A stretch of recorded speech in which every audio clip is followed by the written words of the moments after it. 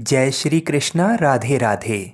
मित्रों, आज मैं आपको सुना रहा हूँ अधिक मास महात्म्य के 19वें अध्याय की कथा को। तो भगवान श्री लक्ष्मी नारायण जी के चरणों का ध्यान करते हुए इस अध्याय की कथा को सुनिए। इस कथा को सुनने से सभी पाप और संकट कट जाते हैं और मनोकामनाओं की पूर्ति होती है। श्री सूत जी बोले, हे तपस्वियों, इस प्रकार कहते हुए श्री नारायण को मुनि श्रेष्ठ नारद मुनि ने मधुर वचनों से प्रसन्न करके कहा, हे ब्राह्मण तपोनिधि सुदेव, ब्राह्मण को प्रसन्न विष्णु भगवान ने क्या उत्तर दिया, सो हे तपोनिधे मुझसे कहिए। श्री नारायण बोले, इस प्रकार महात्मा सुदेव ब्राह्मण ने विष्णु भगवान से कहा। भक्त वत्सल, विष्णु भगवान ने वचनों द्वारा सुदेव ब्राह्मण को प्रसन्न करके कहा। हरि भगवान बोले, हे द्विजराज, जो तुमने किया है उसको दूसरा नहीं करेगा। जिसके करने से हम प्रसन्न हुए उसको आप नहीं जानते हैं। ये हमारा प्रिय पुरुषोत्तम मास कहा गया है। स्त्री के सहित शोक में मग्न तुमसे उस पुरुषोत्तम मास की सेवा हुई।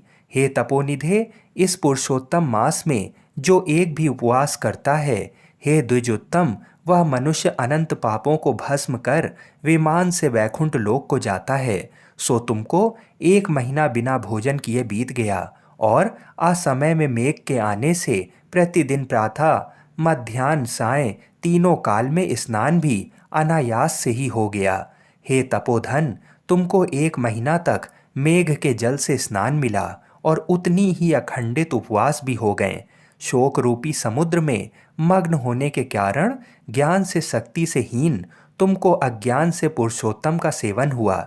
तुम्हारे इस साधन को तौल कौन कर सकता है। तराजू के एक तरफ पड़ले में वेद में कहे हुए जितने साधन हैं उन सबको रखकर और दूसरी तरफ पुरुषोत्तम मास को रखकर देवताओं के सामने ब्रह्मा ने तोलन किया और सब हल्के हो गए। पुरुषोत्तम भारी हो गया।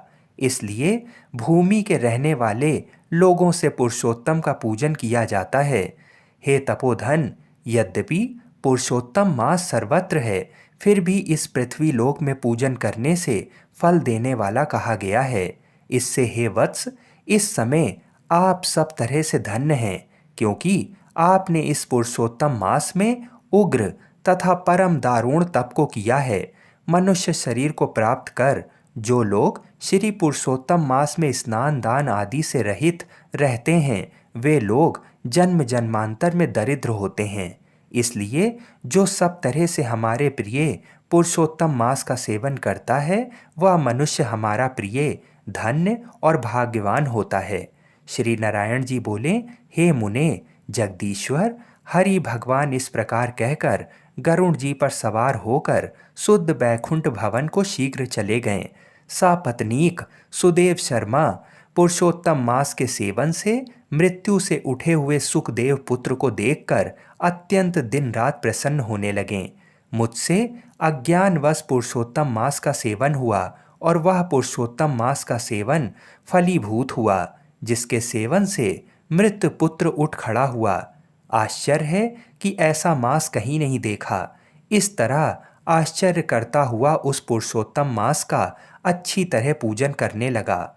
वह सपत्नीक ब्राह्मण श्रेष्ठ इस पुत्र से प्रसन्न हुआ और सुखदेव पुत्र ने भी अपने उत्तम कार्यों से सुदेव शर्मा पिता को प्रसन्न किया। सुदेव शर्मा ने पुरुषोत्तम मास की प्रशंसा की तथा आदर के साथ श्री विष्णु भगवान की पूजा की और कर्म मार्ग से होने वाले फलों में इच्छा का त्याग कर एक भक्ति मार्ग में ही प्रेम रखा। श्रेष्ठ पुरुषोत्तम मास को समस्त दुखों का नाश करने वाला जानकर उस मास के आने पर स्त्री के साथ जप हवन आदि से श्री हरि भगवान का सेवन करने लगा। वह सपत्नीक श्रेष्ठ ब्राह्मण निरंतर 1000 वर्ष संसार के समस्त विषयों का उपयोग कर विष्णु भगवान के उत्तम लोक को प्राप्त हुआ, जो योगियों को भी दुष्प्राय है। फिर यज्ञ करने वाले को कहाँ से प्राप्त हो सकता है। जहाँ जाकर विष्णु भगवान के सन्निकट वास करते हुए शोक के भागी नहीं होते हैं, वहाँ पर होने वाले सुखों को भोग कर गौतमी तथा सुदेव शर्मा दोनों स्त्री पुरुष इस पृथ्वी पे आए। वहीं तुम सुदेव शर्मा इस समय दृढ़धनवा नाम से प्रसिद्ध पृथ्वी के राजा हुए। पुरुषोत्तम नाम के सेवन से समस्त रिद्धियों के भोक्ता हुए। हे राजन, ये आपकी पूर्वजन की पति देवता गौतमी ही पटरानी है। हे भूपाल, जो आपने मुझसे पूछा था सो सब मैंने कहा। और शुक पक्षी तो पूर्व जन्म में जो पुत्र शुकदेव नाम से प्रसिद्ध थे और हरि भगवान ने जिसको जिलाया था वह 12,000 वर्ष तक आयु भोग कर बैकुंठ को गया।